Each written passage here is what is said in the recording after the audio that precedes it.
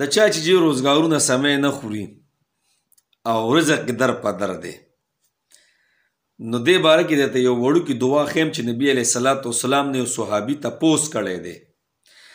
ابن عمر رضی الله تعالی عنہ فرمایي وی موږ مجلس کې ناست نبي علیه الصلاة والسلام یو مجلس کې ناست دی او وی یو کس رالی او وی ورته ای د الله رسوله الدنیا عدبرت عني دنیا زما د الله رسول مخ اړولی دی بس چې کم کار ته لا سچو مفهوم داسې دی هغه کار سمې نه خوري د الله رسوله څه عمل زه وکړمه چې زما روزګار کې او زما کاروبار کې برکت شي نو نبی علیه الصلاة والسلام ورته یو عمل ښودلی دی ښه زده یې کوئ صحیح زده کوئ صحیح ښه یو ویډیو ما کړی و نو دعا پکې داسې عجیبه عجیبه خلکو زده کړې وه چې بیا اسې ځان هم کړی او صحیح زده کړي نه که نه نو صحیح زده کوي ښه نبي علیه صلات وسلام ورته یو وړه شانې دعا وښوده څه وایي ورته ته ولې وایي د فرشتو د مونځ نه او د ټول مخلوق د ذکر نه غافله شوي یا دې ولې پرېښی چې په هغې سره الله جل شانه ټول مخلوق له رزق ورکوي ټول دنیا مخلوق له څومره چې دي هغې له رزق ورکوي هغه د عمل دی ولې پرېښی هغه دعا دی ولې پرېښی مفهوم یې داسې دی نو نبي علیه صلات وسلام ته صحابي رس کوي د الله رسوله دا خو راته وښایه که نه کمه دعا ده نو ګورې وړه دعا ده ښه څه ده سبحان الله وبحمده سبحان الله العظیم استغفر الله صحیح شو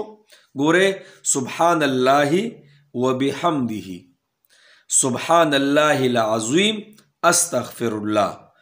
صحیح صحیح زده کوئ ښه اسې به وظیفې کوئ او صحیح به مې زده کړي نه نو صحیح صحیح کو چېرې څوک پې پوهېږي نه بار بار دا ویډیو ګورئ او دا وظیفه یې زده کوئ صحیح ده نو دغه صحابي چې کله لاړلی دغه وظیفه به یې ویله او دا به کم ټایم کې وی دا به سحر وختي نه کله چې سحر داخل شي سحر وختي په دغه ټایم کې به دا وی او څو پیرې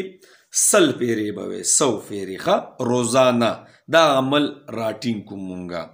څه موده پس هغه صحابي رالی او وی ورته د الله رسوله وی الله راله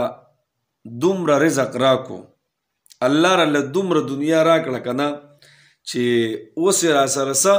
اوس یې راسره جي د ایښودو ځای هم نشته دومره رزق الله راکو خو په شرط د دې ګورئ چې یقینا پیښه دنیا وظیفې به کوو خو ګورئ کو عمل یقین هم زړه کې نه دا ګورئ سیز ګوره د یقین سره تعلق ساتي ښه کو یقین هم نه که نه